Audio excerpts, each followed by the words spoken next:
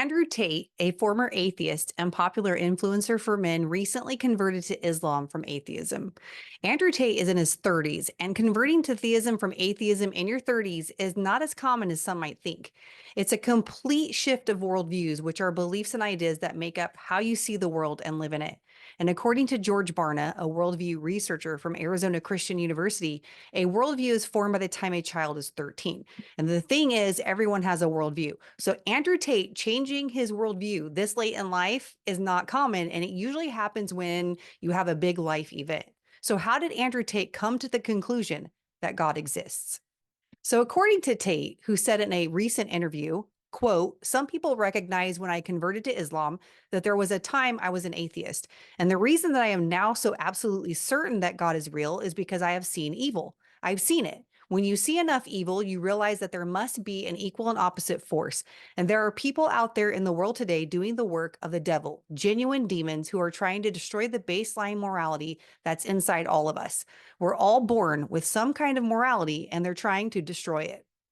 What's ironic about Tate's declaration of God's existence is that C.S. Lewis, a former atheist turned Christian and author of books such as Mere Christianity and the Chronicles of Narnia, came to Christianity for a similar reason. Lewis described a similar revelation when he observed evil in the world. And he said this: "If I can identify evil, there must be a standard in which I measure this evil by." In other words, Lewis knew that if he could identify a crooked line, he must have some sort of idea of what a straight line is. Lewis acknowledged what Tate did. This general knowledge of God and evil is inside all of us. If there's a general understanding of objective rules that apply to everyone, there has to be an objective rule maker, someone who not only creates the rules, but also implants the awareness of those rules inside every human being. But my question is, how do two men who come to the realization that God exists through what is called general revelation, what is known to all human beings by general knowledge, come to do two different conclusions about who this God is? So the answer is found in special revelation. So first, I want to remind you of what Tate and Lewis have in common. They both came to theism from atheism. They believe in one God now, a supernatural, all-knowing being who created the universe. They came to theism because of general revelation, what is known to all human beings through general knowledge about right and wrong. What they don't have in common is how they came to their respective religions, Christianity and Islam.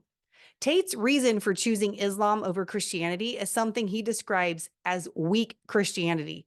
He sees Islam as being tougher and non-compromising, so he's attracted to it. This video isn't going to be about his false representation of Christianity and why I would disagree with him about the weakness of Christianity. And let's not forget that American Christians aren't the best representation of the self-sacrificing, non-compromising nature of Christianity. But again, that's not the point of this video. The point of this video is to talk about how two theists came to their conclusion on special revelation, what is revealed to us through a special message that isn't revealed through general revelation. Because one thing I want you to understand about worldview is that everybody has one. Nobody can walk away and say, "I don't have a worldview." Everybody has one. It's not just Christianity that claims special understanding or knowledge about God through the authoritative source, the Bible. And although Tate and Lewis both use a generic term for God in the English sense, when they talk about theism, the way that they define their God makes it clear that they do not worship the same God. So let me explain what I mean. The Quran is the special revelation of Islam, and it was inspired by one man, Muhammad. Islam originated more than 600 years after the death, burial, and resurrection of Christ in the 7th century. However, the Quran was revised multiple times because the teachings of Muhammad were first passed down through oral tradition. That means people had to hear it, memorize it, and then they would tell each other what Muhammad said. Those who wrote the Quran, Abu Bakr and Uthman, compiled the teachings of Muhammad but had some disagreement on what he actually said after his death. Muhammad claims that his teachings are divine revelation from the angel Gabriel. So the earlier writings of the Quran are more peaceful and they talk more about coexisting with others.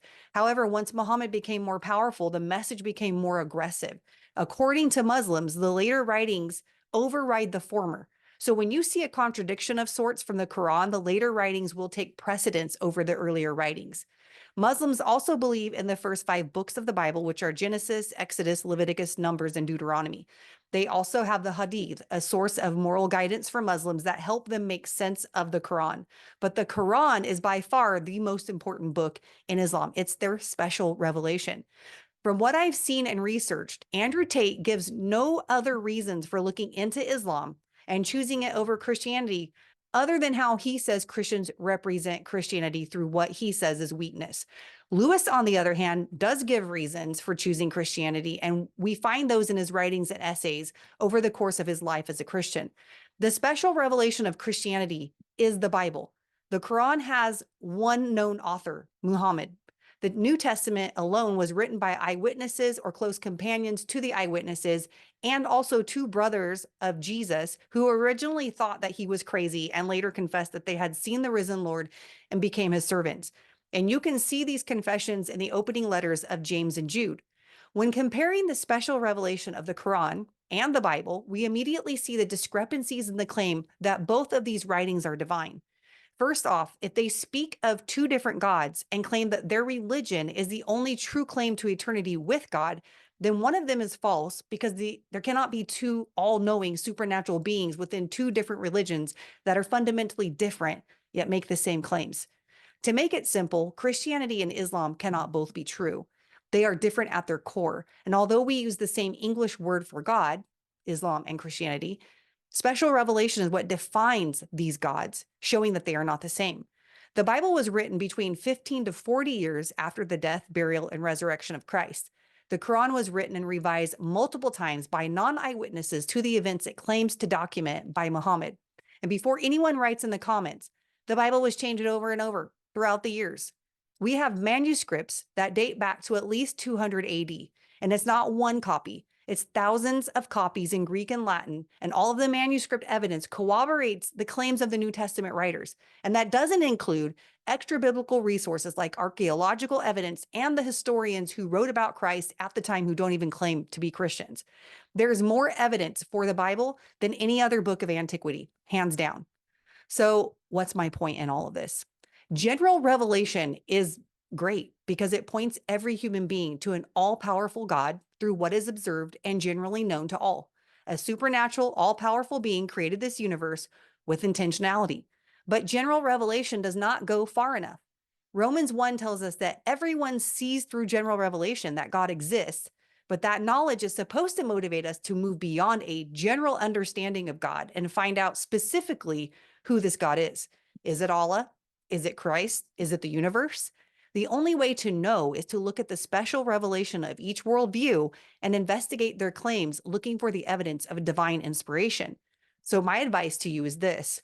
If you believe God exists, don't stay in a general understanding of knowledge and think it's good enough. Islam is an uncompromising religion. Andrew Tate is right about that. Islam means submission in Arabic. Everyone must submit to Allah in order to be saved. But contrary to what Andrew Tate believes about Christianity, Christianity is an uncompromising religion. Jesus said, I am the way, the truth, and the life. No one comes to the Father but by me. Christianity is an uncompromising religion. In fact, no worldview is neutral. Every worldview is uncompromising. Even the atheist who should not care about what you think or believe because they have no basis for objective truth. The question is, what are you going to do about general knowledge? The only way to move beyond general knowledge is to get specific about your God and name him. Is it the God of the Bible? Is it Jesus Christ? And the only way to do that is to move beyond general revelation and see which claim of special revelation is actually true. So who's right? Is it Tate or is it Lewis? And for anyone who's about to say, it's the universe, I hate to burst your bubble. The universe has a beginning. And if it has a beginning, it's not all powerful because it was created. That means we should all arrive at general knowledge that God exists, meaning we should all be theists. But which God you conclude that is matters very much.